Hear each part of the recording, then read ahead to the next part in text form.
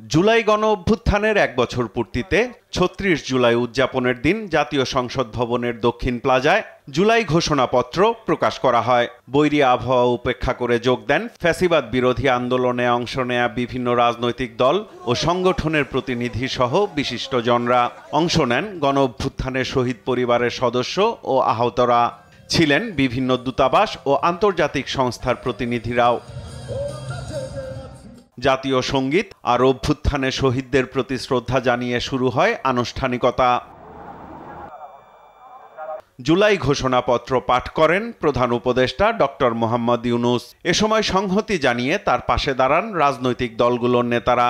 ঘোষণাপত্রে উঠে আসে মুক্তিযুদ্ধের প্রেক্ষাপট থেকে শুরু করে ৭৫-এর সিপাহী জনতার বিপ্লব, ৯০-এর স্বৈরাচার বিরোধী আন্দোলন এবং ২৪-এর গণ অভ্যুত্থানের প্রেক্ষাপট। দেশের নেতৃবৃন্দকে সঙ্গে নিয়ে জাতির যে গুরুত্বপূর্ণ দায়িত্ব পালন করতে আমরা এসেছি, আল্লাহ তার জন্য আমাদের জন্য রহমত বর্ষণ করছেন। ঘোষণাপত্রে প্রধান উপদেষ্টা বলেন, শেখ হাসিনার আওয়ামী লীগ সরকারের দুঃশাসন, গুম খুন, আইন বহির্ভূত হত্যা, মত প্রকাশের স্বাধীনতা হরণ এবং একদলীয় স্বার্থে সংবিধান সংশোধন ও পরিবর্তন বাংলাদেশের সব রাষ্ট্রীয় ও সাংবিধানিক সব প্রতিষ্ঠানকে ধ্বংস করেছে। বাংলাদেশের আপামর জনগণ দীর্ঘ আন্দোলন সংগ্রামের মধ্য দিয়ে এই ভূখণ্ডে স্বাধীনতার ঘোষণাপত্রে বিবৃত সাম্য, মানবিক মর্যাদা, সামাজিক সুবিচারের ভিত্তিতে উদার গণতান্ত্রিক রাষ্ট্র বিনির্মাণের আকাঙ্ক্ষাকে বাস্তবায়নের জন্য সর্বোচ্চ ত্যাগ স্বীকার করেছে।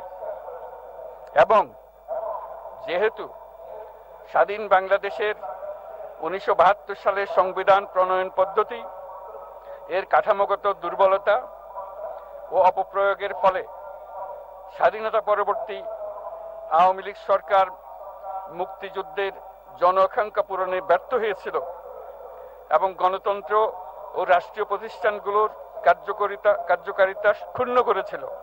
এতে বলা হয়, রাজনৈতিক সাংবিধানিক সংকট মোকাবিলায় গণ অভ্যুত্থানের মধ্য দিয়ে ব্যক্ত জনগণের সার্বভৌমত্বের প্রত্যয় ও প্রয়োগ রাজনৈতিক ও আইনি দিক থেকে যুক্তিসঙ্গত, বৈধ ও আন্তর্জাতিকভাবে স্বীকৃত। বাংলাদেশের জনগণ জুলাই জনগণের সকল শহীদদের জাতীয় বীর হিসেবে ঘোষণা করে শহীদদের পরিবার, আহত যোদ্ধা এবং আন্দোলনকারী ছাত্র জনতাকে প্রয়োজনীয় সকল আইনি সুরক্ষা দেওয়ার অভিপ্রায় ব্যক্ত করেছে। ঘোষণাপত্রে বলা হয়, বাংলাদেশের জনগণ যুক্তিসঙ্গত সময়ের মধ্যে অবাধ, সুষ্ঠু ও নিরপেক্ষ নির্বাচনের মাধ্যমে গঠিত জাতীয় সংসদে দেশের মানুষের প্রত্যাশা আইনের শাসন ও মানবাধিকার, দুর্নীতি ও শোষণমুক্ত, বৈষম্যহীন ও মূল্যবোধ সম্পন্ন সমাজ এবং গণতান্ত্রিক রাষ্ট্র ব্যবস্থা প্রতিষ্ঠার অভিপ্রায় ব্যক্ত করেছে।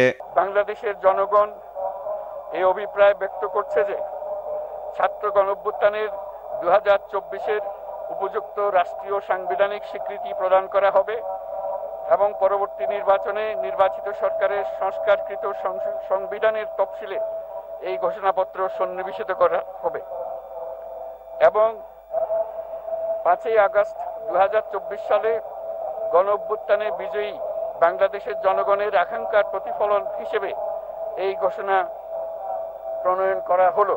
উপস্থিত সবার প্রতি ধন্যবাদ জ্ঞাপন ও রাজনৈতিক নেতৃবৃন্দের সঙ্গে আলিঙ্গনের মধ্য দিয়ে শেষ হয় জুলাই ঘোষণাপত্র পাঠ। সাইফুল রিপন, দেশ টিভি, ঢাকা।